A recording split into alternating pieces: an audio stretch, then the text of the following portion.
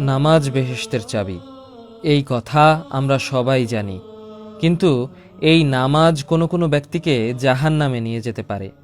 এমন 3 শ্রেণী সম্পর্কে এখানে বর্ণনা করা হলো। প্রথম শ্রেণী হচ্ছে যারা অলসতা করে সঠিক সময়ে নামাজ আদায় করে না, তাদের নামাজ কবুল হবে না। তাদের জন্য পরকালে শাস্তি রয়েছে।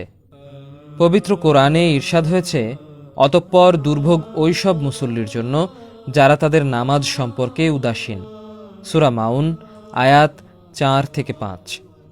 এই আয়াতের ব্যাখ্যায় তাফসিরবিদরা লিখেছেন, এরা হলো সেই সব লোক যারা নামাজ থেকে উদাসীন ও খেল তামাশায় ব্যস্ত।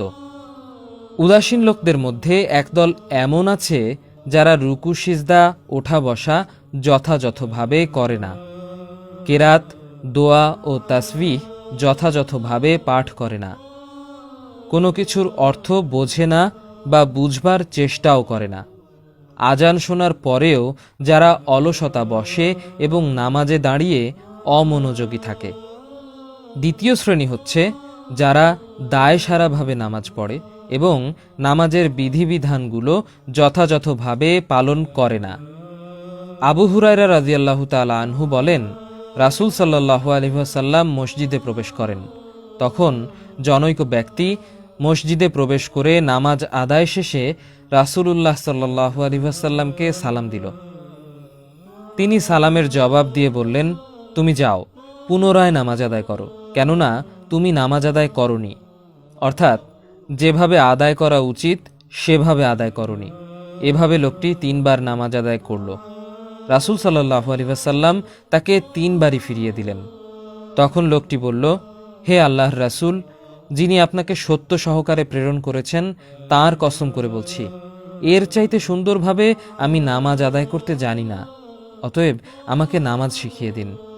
অতঃপর রাসূলুল্লাহ সাল্লাল্লাহু আলাইহি ওয়াসাল্লাম বলেন, যখন তুমি নামাজে দাঁড়াবে তখন তাকবীর দেবে। তারপর কোরআন থেকে যা পাঠ করা তোমার কাছে সহজ মনে হয় তা পাঠ করবে। তারপর ধীর স্থিরভাবে রুকু করবে। অতঃপর সোজা হয়ে দাঁড়াবে। তারপর ধীর স্থিরভাবে সিজদা করবে। অতঃপর মাথা উঠিয়ে সোজা হয়ে বসবে।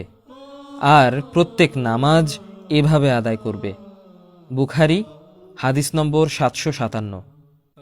অন্য হাদিসে রাসূলুল্লাহ সাল্লাল্লাহু আলাইহি ওয়াসাল্লাম ইরশাদ করেছেন, মানুষের মধ্যে সর্বাপেক্ষা বড় চোর ওই ব্যক্তি যে তার নামাজ চুরি করে। সাহাবীরা জিজ্ঞেস করলেন, হে আল্লাহর রাসূল, সে কিভাবে নামাজ চুরি করে? তিনি বলেন, সে নামাজে রুকু ও সিজদা পূর্ণ করে না। মুসনাদে আহমদ হাদিস নম্বর 22695। রাসূলুল্লাহ সাল্লাল্লাহু আলাইহি ওয়াসাল্লামের ভাষায় বড় চোর হচ্ছে যারা নামাজের মধ্যে চুরি করে।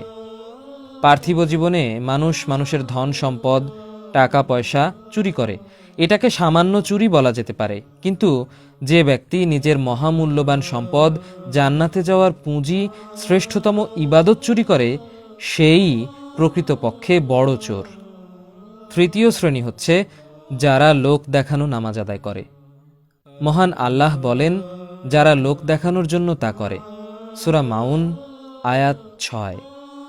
মুনাফিকরা মানুষকে দেখানোর জন্য নামাজ পড়ে।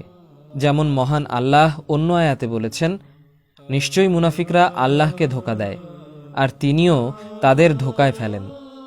যখন ওরা নামাজে দাঁড়ায় তখন অলসভাবে দাঁড়ায় লোক দেখানোর উদ্দেশ্যে, আর তারা আল্লাহকে অল্পই স্মরণ করে।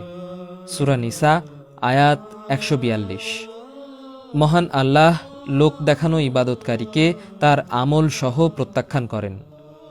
হাদিসে কুদসিতে এসেছে, মহান আল্লাহ বলেন, আমি অংশীবাদিতা বা শিরক থেকে সব অংশীদারের তুলনায় বেশি মুখাপেক্ষীহীন। যে ব্যক্তি কোনো আমল করে এবং তাতে অন্যকে আমার সঙ্গে শরিক করে, আমি তাকে ও তার আমলকে বর্জন করি।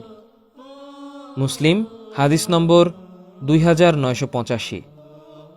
মহান আল্লাহ আমাদের যথাযথভাবে নামাজ আদায় করার তৌফিক দান করুন। আমিন।